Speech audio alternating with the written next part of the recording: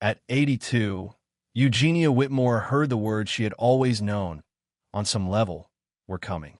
"It's for your own good, Mom." Her children had already chosen the room. Second floor, east wing, a window that looked at a car park. They had the brochures. They had the numbers. They had a Friday deadline. What they did not have was any real understanding of who they were dealing with. While Thaddeus and Imogen debated what to do with her house, Eugenia sat at her kitchen table, opened her laptop, and started doing arithmetic. She did not argue. She did not cry. She left a note on the table that said, "Gone to find somewhere worth going." And what she did next, quietly, methodically, without asking anyone's permission, did not just change her own life. It changed the way every person who heard her story thought about what it means to be old. Before we jump back in, tell us where you're tuning in from. And if this story touches you, make sure you're subscribed, because tomorrow, I've saved something extra special for you. The house on Birchwood Lane had been Eugenia Whitmore's home for 45 years. She had moved in as a woman of 37 with 2 children, a husband named Leopold, and the particular satisfaction of someone who has found the right place and knows it. The front garden had been a rectangle of bare lawn when they arrived. By the 3rd year, she had turned it into something that made the neighbors slow their cars. Leopold had died 9 years ago. That meant Eugenia had lived alone in the house for 9 years, which was a factor children had cataloged with the care of people collecting evidence. Her son Thaddius was 57. Her daughter Imogen was 53. They were both, in their own ways, responsible adults who paid their taxes and returned phone calls and believed, with genuine conviction, that they had their mother's interests at heart. The campaign, as Eugenia privately called it, had been running for just over 2 years in its current organized form. Its roots went back further, to the first time Thaddeus had said, in the measured voice of a man presenting a reasonable position, that a house this size was really quite a lot for one person to manage. That had been the seed. What grew from it over 26 months of consistent attention was something that presented itself as concern while serving a somewhat different purpose. This was the most difficult variety of pressure to counter, because countering it required saying out loud what everyone in the room already understood and no one was willing to name. Eugenia had been managing perfectly well.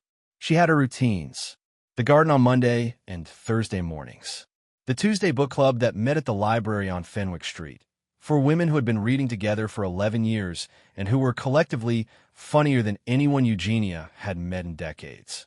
Wednesday afternoons, she cooked, properly cooked, the kind that takes the better part of an afternoon and fills the house with something that makes you feel it is worth living in.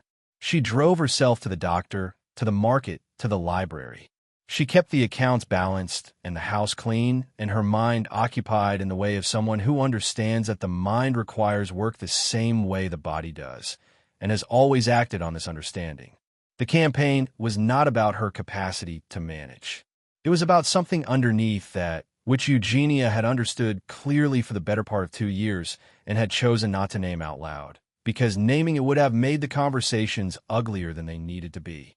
Thaddeus had financial pressures, not catastrophic ones, not the kind that appear in newspaper stories, but the accumulated weight of a man who had spent 30 years at the outer edge of what he earned, who had made 3 investments in the past decade that had not performed as expected, and whose lifestyle requires steady income that his actual income did not always provide with the steadiness required. Imogen's situation was different in its particulars.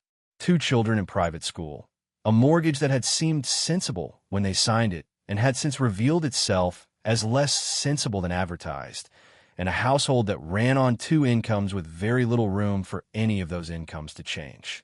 Eugenia's house, if sold, would solve both problems. Not permanently. Thaddeus and Imogen were not the type of people who solved problems permanently, but long enough that they could stop thinking about them, which was what they were really asking for. The facility they had found was called Meadowfield Senior Living. It charged £4,800 a month. They had presented this number at the family meeting in October at Thaddeus's house, with printed brochures and a laptop showing the facility's website and the particular earnestness of people who have practiced what they are about to say. The room they had selected for her was on the 2nd floor. The window faced the east car park. There was a shared dining room, a weekly quiz on Tuesday evenings, and a crafts table on Friday afternoons. Eugenia had looked at the photographs on a laptop with the full attention she brought to all information. She had noted that 4,800 pounds a month was 57,600 pounds a year. She had noted that the room they had selected, the one they showed her with the warmth of people presenting a gift, had walls the color of old porridge and a view of parked cars, which was not, she thought, the kind of view that improved a person's relationship with mornings. She had said, "I'll think about it." They had given her until Friday. It was Monday. Eugenia drove home from Thaddeus's house in the particular state of mind that arrives when something that has been approaching for a long time finally lands on your kitchen table in a printed brochure. The brochure made it real in a way that 2 years of hints and suggestions had not. She made a cup of tea. She sat at the kitchen table, the table where she and Leopold had eaten 30,000 meals, where her children had done their homework and argued about their homework and occasionally simply refused, where she had paid the monthly bills and read the morning paper and written the Christmas cards every December for 45 years. And she thought. She was good at thinking. She had been good at it for 82 years, and she saw no reason to stop now. She was not angry. The anger had come and gone somewhere in the first year of the campaign, once she understood what was driving it, and she had decided that anger was not the most productive response to what she understood. She was also not afraid, which surprised her slightly when she examined it. What she felt was something more like focus. She got up from the table and went to the small desk in the room off the kitchen where she kept her files. She was looking for something she had read the previous winter, a long piece in a Sunday supplement about a retired teacher who had spent 3 years living between small hotels and rented apartments across southern Europe, spending less than she had been spending at home. Eugenia had torn out and put it somewhere because it had struck her as worth keeping. She found it after 15 minutes, between a seed catalog from the previous spring and a folder of notes from the book club. She read it again. Then she opened her laptop. She had been using a laptop for 11 years and was completely comfortable with it, whatever Thaddeus seemed to assume. And she began doing arithmetic.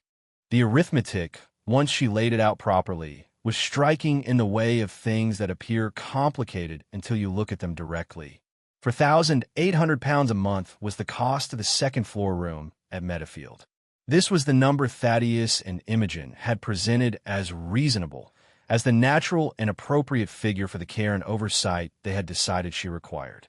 Eugenia had not challenged it in the meeting because she had been gathering information rather than making arguments. Now she put it next to other numbers. A cabin on a mid-range cruise ship ran between 80 and 140 pounds a day, depending on the line and the route. This included the room, 3 meals, entertainment, and passage to places she had spent her entire adult life reading about in the travel sections of Sunday papers and quietly filing away under the category of someday. At 140 pounds a day, the expensive end, a month on a cruise ship came to 4,340 pounds. Less than Meadowfield. At 100 pounds a day, it was 3,000 pounds. Considerably less than Meadowfield. A room in a good small hotel in Porto, which she had looked up because she had always wanted to go to Porto and had never gone, ran between 70 and 110 pounds a night in the neighborhoods she was reading about. Old neighborhoods, stone streets, the kind of place where the buildings have been standing long enough to have earned their character. A month in Porto came to 3,400 pounds at the high end. Less than Meadowfield. She sat back and looked at what she had written. The life Thaddeus and Imogen had chosen for her at Meadowfield cost more than a life she could be living in Porto. More than a cabin on a ship crossing the Mediterranean. More than a room in a small hotel in the south of France, which she had also looked up, arriving at similar numbers. The responsible choice. And Eugenia had always been someone for whom the responsible choice came naturally, who had found it the obvious choice for 82 years. Was not the room with the car park view. The house was the key, and the house was not something she was going to sell. This was clear to her with the certainty of a decision already made. The house was Leopold's house and her house, and 45 years of their life together was in its walls and its garden and its particular smell on a winter morning, and she was not going to hand it to her children to solve problems she had not created. That was settled. But the house produced no income while she lived in it. She was sitting on an asset that was costing her maintenance and council tax and producing nothing. She looked up rental prices for furnished properties in her neighborhood, comparing several listings with care. The numbers came back between £1,900 and £2,600 a month. Combined with her pension and Leopold's occupational pension, which continued to pay a portion, she had a monthly income of approximately £3,700. She did the final calculation. Cost of a well-chosen life, somewhere worth going, between £2,800 and £3,300 a month. She would have money remaining. Not extravagantly so, but a cushion. The kind of cushion a careful person recognizes as sufficient. She closed the laptop. She went to the kitchen and made another cup of tea. Then she sat at the table and thought about what she was going to do, which she had essentially already decided, and how she was going to do it, which required planning. She had until Friday. Today was Monday. For days. More than enough for a woman who had been running a household and managing her own affairs for the better part of 6 decades. She was not going to use those 4 days fighting with Thaddeus and Imogen. Fighting on their terms produced nothing useful.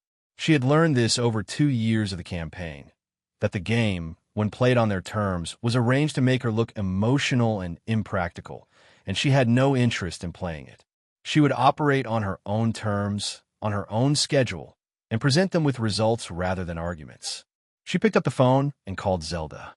Zelda had been her closest friend for 37 years, a woman who had moved to Cape Town with her husband 12 years ago, and who had the particular quality of someone who listens first and speaks second and means everything she says.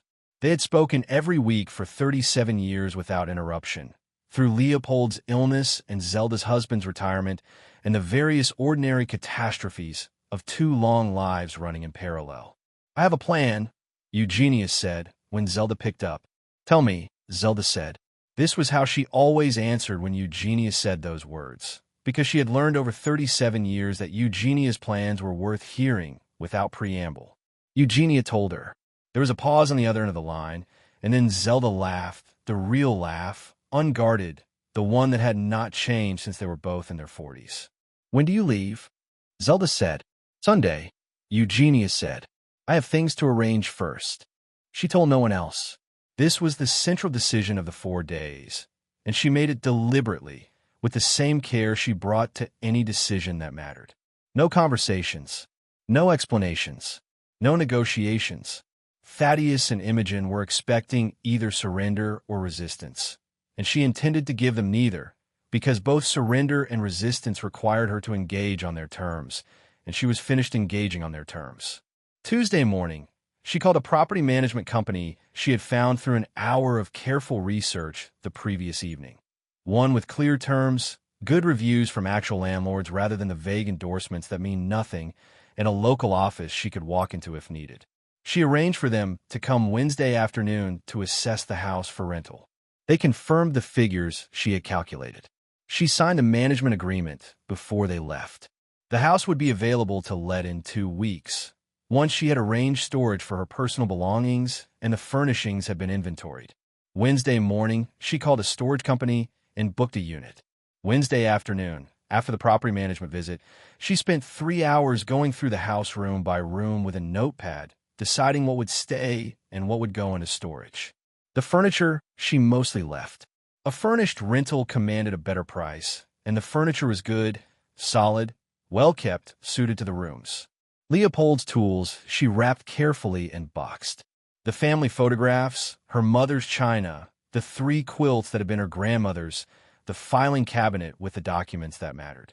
These went into labeled boxes, stacked in the hallway, ready for the storage company on Friday morning. Thursday, she booked the cruise. She had been researching it for 3 days by that point and knew exactly what she wanted.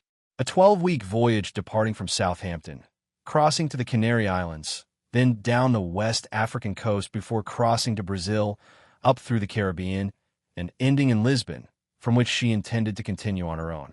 The cabin was an interior cabin, less expensive, and she had always been a sound sleeper who did not need a window to feel comfortable in a room. She had been sleeping in the same bedroom for 45 years. She knew how to sleep. She also made 2 calls that Thursday. The first was to her doctor, Dr. Preeti Nair, who had been her physician for 14 years and who had the quality of someone who asks the questions that matter and skips the ones that don't.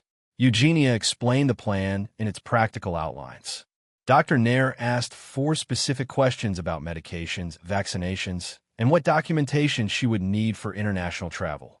She said she would have everything ready by Friday and did not comment on the plan itself, which Eugenia appreciated.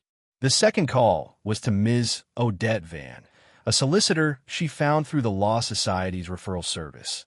Not the family solicitor, who is Thaddeus' solicitor in all but name, but someone whose interests were aligned with hers alone. She arranged a Friday morning appointment to have the rental agreement and storage contract reviewed before she signed anything final. Friday morning, Ms. Van reviewed both documents, suggested one amendment to the management agreement's notice period, confirmed everything else was in order, and shook Eugenia's hand with the brisk warmth of someone who approves of a client who has done her homework. Friday afternoon, Eugenia called Thaddius. "I've thought about it," she said.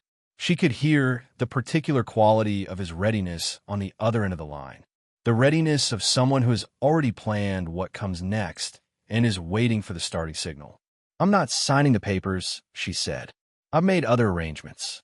The house is going to be let. The management company will handle everything while I'm away. I'll be in touch when I'm settled somewhere." The silence that followed had a specific texture to it. Not the silence of someone processing unexpected news, but the silence of someone whose plan has just been removed from under them and who has not yet worked out what to do about it. "Mom, I left a note on the kitchen table," she said. "I think it covers the main points. Take care of yourself, Thaddius." She hung up. She finished packing. She had been a light packer for most of her adult life, out of preference rather than necessity, and she found the process straightforward. 2 cases, 1 medium and 1 small. Clothes for varying climates, her good walking shoes, the notebook she had bought specifically for this, her medications, her documents, 3 books she had been meaning to read for the better part of a year. Saturday morning, she went to the garden. She did not know for how long she was leaving. Not precisely, so she tended it as though it mattered, which it did. She cut back the roses and left written instructions with her neighbor, Mrs. Alcott, who had a key and had looked after the house during Eugenia's occasional shorter absences over the years. Mrs. Alcott, when Eugenia explained the situation briefly and without elaboration, asked no unnecessary questions. She took the instructions and said she would keep an eye on things. Saturday afternoon, Eugenia placed the note on the kitchen table, weighted with the salt cellar that had been there since 1983. It said, "Gotta find somewhere worth going. The management company has everything they need. I love you both very much, which is exactly why I am handling this myself. Mom, P.S. Mrs. Alcott is looking after the roses." Sunday morning, she wheeled her cases to the front door, locked it behind her, and stood on the step for a moment. Not from hesitation, from a natural pause of someone marking something that deserves to be marked. The taxi came. She got in. "Southampton," she told the driver. "I have a ship to catch." Preparing and narrating this story took us a lot of time. So if you're enjoying it, subscribe to our channel. It means a lot to us. Now back to the story. The Atlantic in November has a particular quality that photographs never capture honestly. It is large in a way that is not about size, but about presence. The kind of large that reminds you that the ocean was here long before anyone thought to cross it, and will be here long after the last ship is gone. Eugenia stood on the deck on the 3rd morning out of Southampton and looked at the water and felt something she had not felt in 2 years, which was the absence of the campaign. The specific weight of it, the managed concern, the careful language, the Friday deadlines was gone. What was left in its place was a great deal of open water and the particular freedom of a woman with nowhere to be until Tenerife. She had not been on a cruise before. This surprised some of the people she met during the first week, who seemed to assume that a woman of her age and evident composure must have done this before, repeatedly, as a matter of course, as if composure were something accumulated through prior voyages rather than through 82 years of an ordinary and demanding life. She had plenty of experience. None of it had involved ships. The vessel was larger than she had imagined, and more manageable than she had feared. She found her interior cabin exactly as she had expected. Compact, functional, well-designed for the purpose. She had been right about the sleeping. The ship's motion, barely perceptible in calm water and entirely reasonable in chop, produced exactly the quality of rest that people who sleep well on ships describe. She slept 8 hours every night from the first evening. This was already an improvement on the house on Birchwood Lane, where the last 2 years of the campaign had given her nights an unquiet edge. The ship's social life sorted itself within the first few days. There were people everywhere who had decided that being at sea was an excellent reason to talk to strangers, and Eugenia did not object to this on principle. She found the conversations variable in quality, some genuinely good, some pleasant enough, some that she exited politely after a few minutes, and this too was fine. She was not there primarily for the talking. She was there for the thinking and the looking and the slow settling of a life that had spent 45 years organized around a fixed address and was now, for the first time, organized around nothing except her own inclination. The Canary Islands were warm and sharply beautiful, the kind of landscape that has been formed by violence, volcanic, abrupt, and has since achieved a strange serenity about it. She walked through every port with the systematic attention of someone taking her first proper look at the world outside the radius she had always inhabited. In Tenerife, she hired a local guide for an afternoon and walked up into the interior, into the pine forests above the tourist line, and stood in the particular silence of a landscape that has no interest in being impressive and is therefore entirely so. She had started the notebook on the first day out of Southampton. She had bought it specifically for this, a proper hardbound notebook with good paper, the kind you can press firmly into, and she had begun writing in it each morning before breakfast with her tea on the small desk in the cabin. She had not kept a journal before. She found it suited the way her mind was working in this new context, which was differently from how it had worked at home. Less managing, more observing. She wrote what she saw. She wrote what she thought about what she saw. She wrote about Leopold occasionally, not with grief exactly, but with the particular quality of including someone in an experience you think they would have appreciated. Leopold had always said they would travel properly one day. He had meant it. They had simply never found the gap in the calendar wide enough to step through. The West African coast appeared on a gray morning and revealed itself slowly. First as a change in the color of the water, then as a smell on the air that was unlike anything she had encountered before, complex and living, and then as land, low and green on the horizon. They called it 3 ports over 8 days. In each one, she did the same thing she had done in the Canaries, which was to walk away from the organized excursions and find the parts of the city that were not arranged for visitors. She ate at small places where nobody spoke much English, and she managed with pointing and goodwill, and on one occasion a very patient young man who translated between her and a woman selling fish at a market stall, and seemed to find the whole transaction genuinely entertaining. She was writing longer letters to Zelda by this point, proper letters, typed on her phone in the evenings and sent as emails, the kind that required thought and took 40 minutes to write, and were not the same thing as a conversation, but were closer to one than she had expected. Zelda responded to every one within 24 hours, in kind. Her responses were long and specific, and full of the quality of attention that 37 years of genuine friendship produces, the kind of reading that catches what you meant as well as what you said. Thaddius had called 6 times since her departure. She had answered once, on the 5th day, to confirm that she was well and to give him the property management company's contact number for anything related to the house. He had begun to say more than that, and she had said, clearly and without unkindness, that she had heard his position and she was asking him to trust her.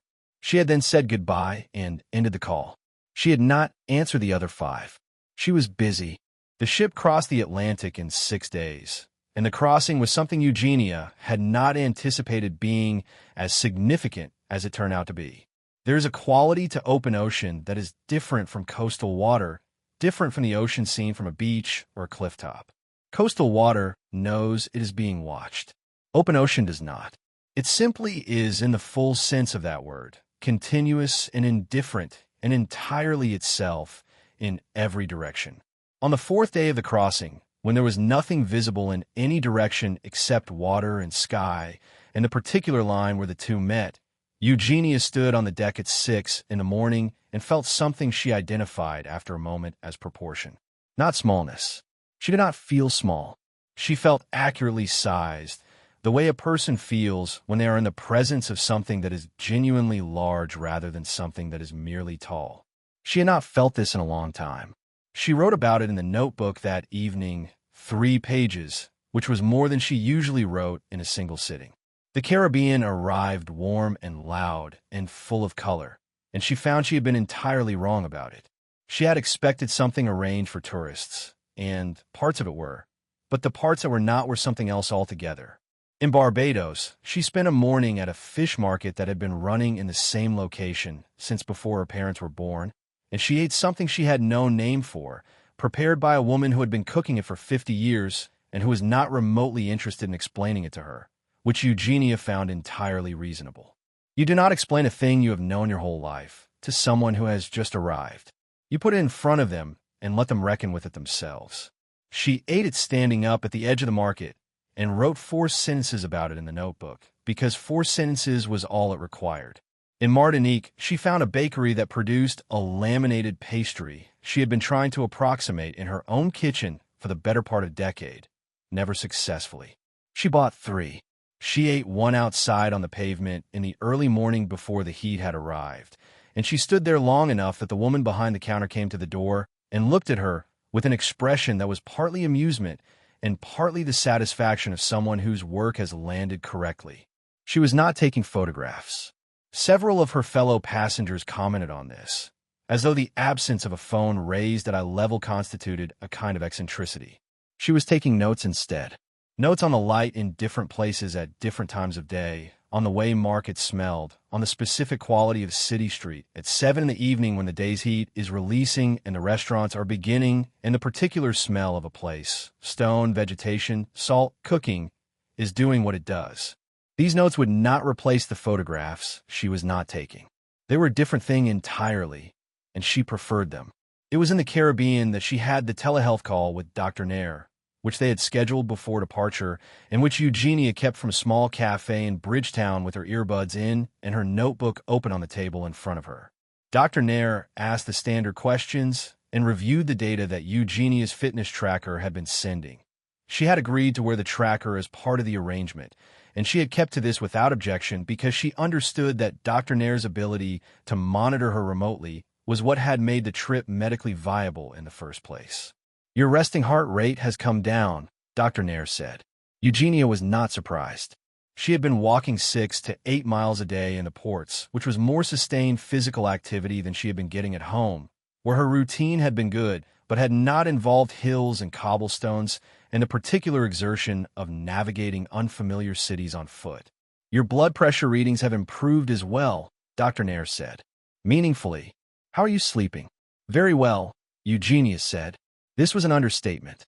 She had been sleeping with the depth of someone who has spent her days fully and has no unresolved business with the previous 12 hours. "You've been doing more than walking," Dr. Nair said. She paused in the way she paused when she was deciding how to say something accurately rather than conveniently. "You've been engaged. The data reflects it. Your cortisol indicators have shifted." Another pause. "How does it feel?" "Day to day." Eugenia thought about this for a moment. "Like the days are the right length," she said. Dr. Nair was quiet for a beat. "That's a good sign," she said. "I want to look at your blood pressure medication. I think we may be able to reduce the dosage. I'd like to monitor for another 4 weeks before making any change official, but the direction is clear." Eugenia hung up and sat with her coffee for a while. She looked at the street outside the cafe. The particular business of a Caribbean morning, the light already strong at 9, the noise of the market 2 streets over-carrying through the warm air. She thought about the Medifield brochure, the second-floor room, the quiz on Tuesdays. She thought about what it means to organize a life around the expectation of decline, and whether that expectation becomes, over time, a kind of instruction that the body and mind accept and act on without being asked. She picked up her notebook and wrote for 20 minutes without stopping. Then she ordered another coffee and went to find the market. Lisbon arrived at the end of January on a morning when the light was doing something that Eugenia had not seen light do before, which was to come off the water and off the old stone simultaneously and produce a quality of brightness that was not harsh, but was completely present, the way certain music is present, filling the available space without crowding it. The ship docked at the Lisbon terminal, and she took a taxi to the hotel she had booked in the Alfama neighborhood, a small place with 12 rooms and a reception desk staffed by a young man named Paolo who spoke 4 languages and had the quality of someone who genuinely enjoys the specific work of making guests comfortable. Her room had a window. The window looked at the castle on the hill. This was not the car park view at Meadowfield. This was not remotely the same category of thing. She had planned to stay 2 weeks. She stayed 5. The city was everything the photograph suggested and also entirely unlike the photographs, because photographs cannot hold the specific quality of afternoon light in a city built on hills, or the sound of a particular street at the moment the day's heat releases and the restaurants open and the smell of the place. River, old stone, coffee, salt from the estuary, begins doing what it does in the early evening. She walked every morning for 2 hours before breakfast, up through the Alfama on routes that she had learned by getting lost, and then relearning by paying attention, which was her preferred method for learning most things. It was on one of these mornings, on a hilltop viewpoint overlooking the rooftops and the river and the bridge, that she met Margot. Margot was 74, French by birth, and had been living in Porto for 6 years after retiring from a position at a university in Lyon, where she had taught literature for 31 years. She had come to Lisbon for a long weekend and had extended it, as she explained with the mild amusement of someone who has stopped being surprised by her own habits, into a second week. She sat beside Eugenia at the viewpoint and began talking about the light, the way you begin talking about something when you're not performing conversation, but simply saying what you notice, and Eugenia responded in kind. And by the end of the morning they had exchanged numbers and made a plan to have coffee the following day. They had coffee 4 times in the remaining weeks of Eugenia's stay. Margot knew Lisbon with the specific knowledge of someone who visits a city repeatedly and deliberately, which is a different kind of knowing from living there, but is not shallow. She shared this knowledge with the generosity of a woman who has spent 30 years teaching and has not lost the habit of wanting people to understand things clearly. Eugenia told Margot about Thaddeus and Imogen and Meadowfield and the note on the kitchen table.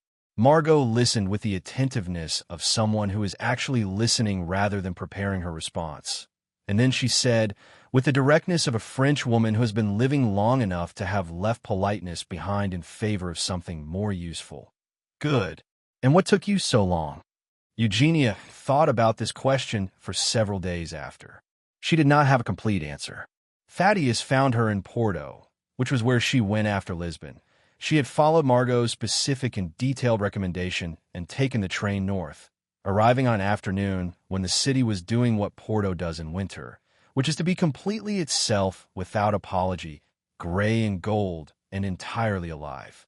She had been there for 10 days, in a small hotel in the Ribera district with a view of the river and the wine lodges on the opposite bank, when Thaddius appeared in the lobby on a Wednesday afternoon.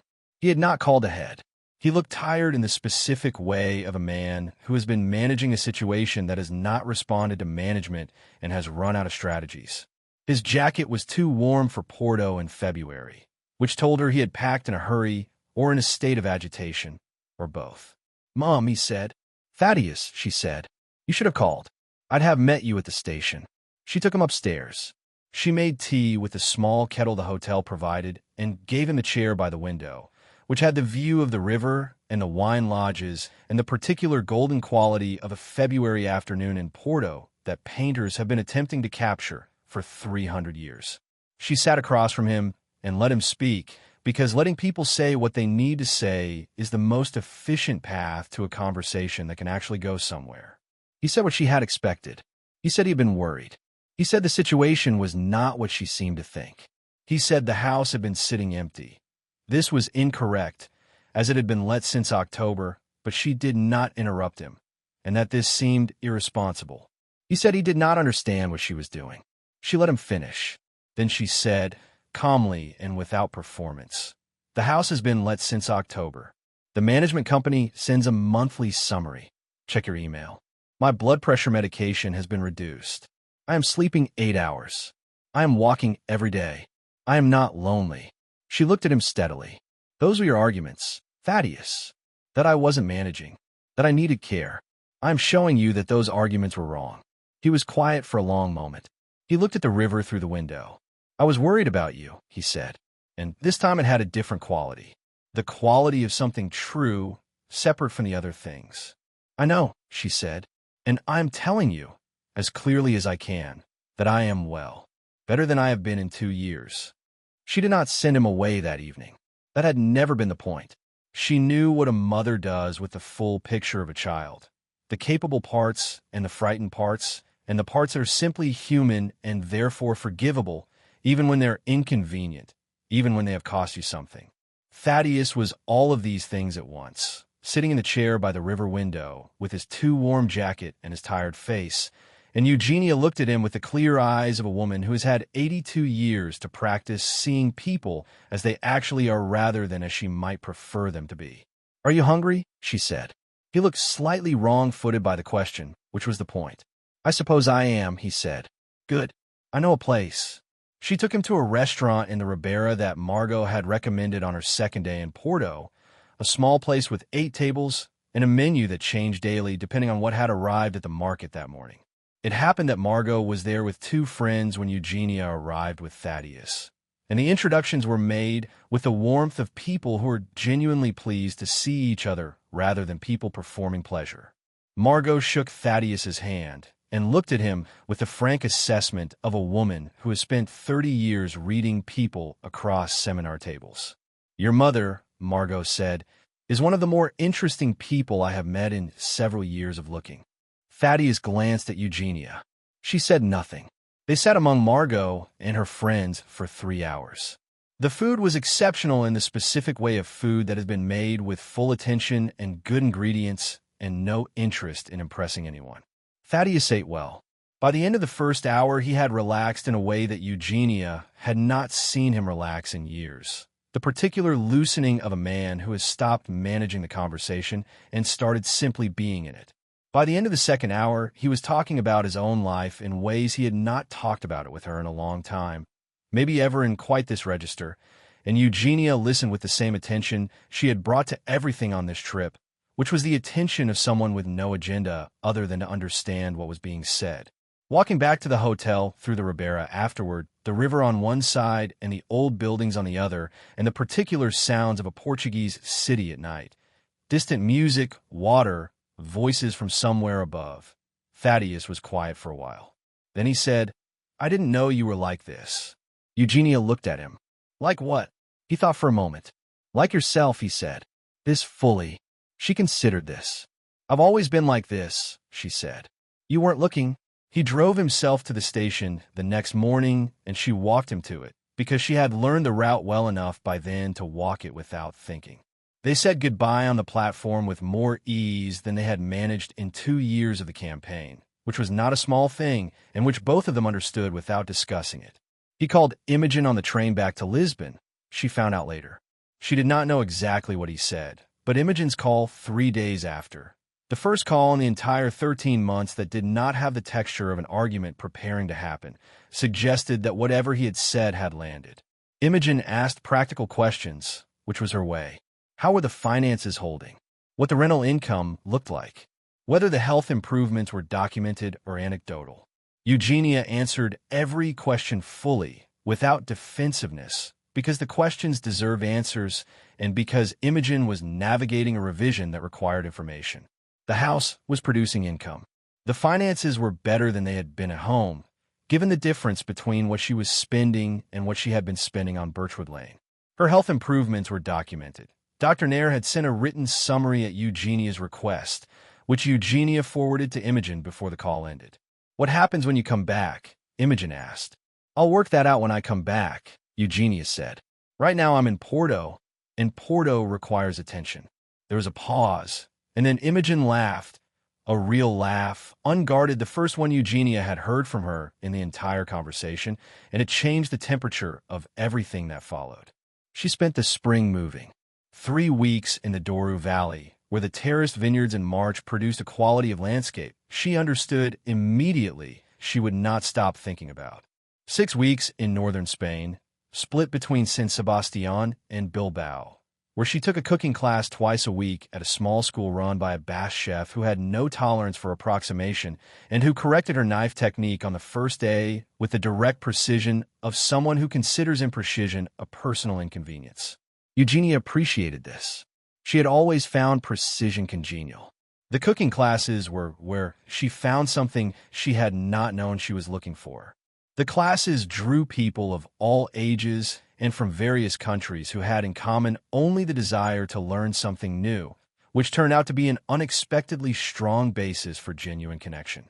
She met a retired engineer from Osaka who was spending a year cooking her way through Europe because she had spent 40 years doing everything else.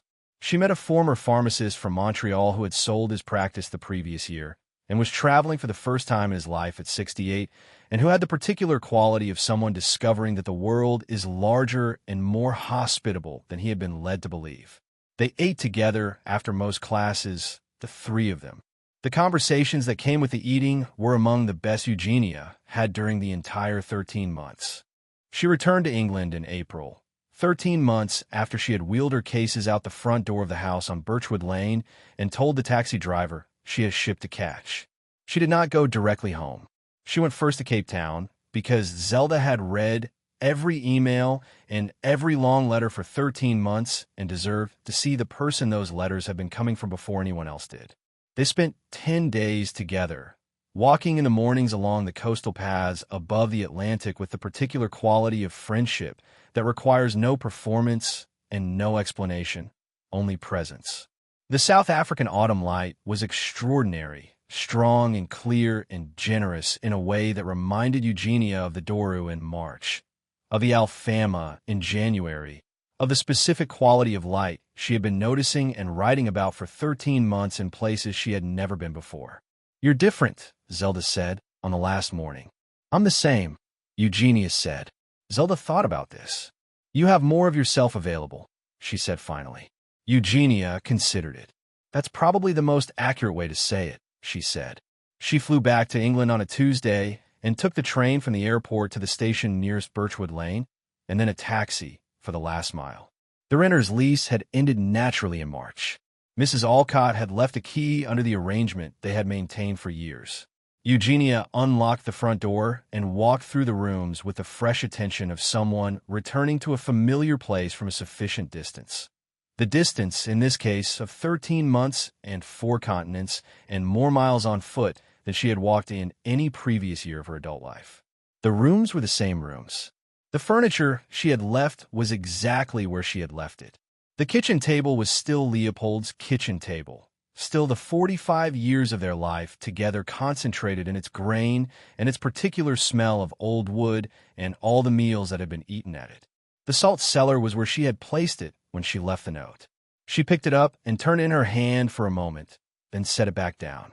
She planted the garden the following week because April required it. Mrs. Alcott had maintained the bones of it faithfully through the winter, following the written instructions to the letter, and what it needed now was not maintenance, but the kind of attention that only the person who made it can give, the attention that knows what it is meant to become, not just what it currently is. She gave it this attention for 2 weeks before she did anything else, and the 2 weeks were the right transition between the life she had been living and the work she was about to begin. The plan had been taking shape since the Douro Valley in March of the previous year, developing through the cooking classes in Spain and the conversations in Porto and the long letters to Zelda that had turned, somewhere around the 6th month, from accounts of what she was seeing into something closer to working notes. She presented it to Thaddeus and Imogen separately, in the same direct manner she had used in all her communications since the previous October, because directness had proven efficient and she intended to continue. The Whitmore Independent Living Resource would operate from the house on Birchwood Lane. Its purpose was practical, to provide information, connections, and financial clarity to older adults who were facing pressure from family, from circumstance, from the accumulated assumption that decline was the only available direction, to surrender their independence before they were ready to do so. She had come to understand through her own experience and through conversations held in restaurants and on hilltop viewpoints and in cooking classes across 4 countries. Many people in exactly the position she had been in. People with options they could not see because no one had shown them the arithmetic. People with the full capacity to live, who were being offered the management of decline as though it were the only product on the shelf. Thaddeus was quiet when she finished. Then he said, "You'll need a board of trustees." "I will," she said. "I was hoping you and Imogen might consider it." The silence that followed had the quality of a revision completing itself in real time. "Yes," he said. "I think we would." The resource opened in September on a Saturday morning when the light was doing what early autumn light does in this part of England. Low and golden, the quality of a season that knows what is coming and is making the most of what remains. Zelda flew in from Cape Town.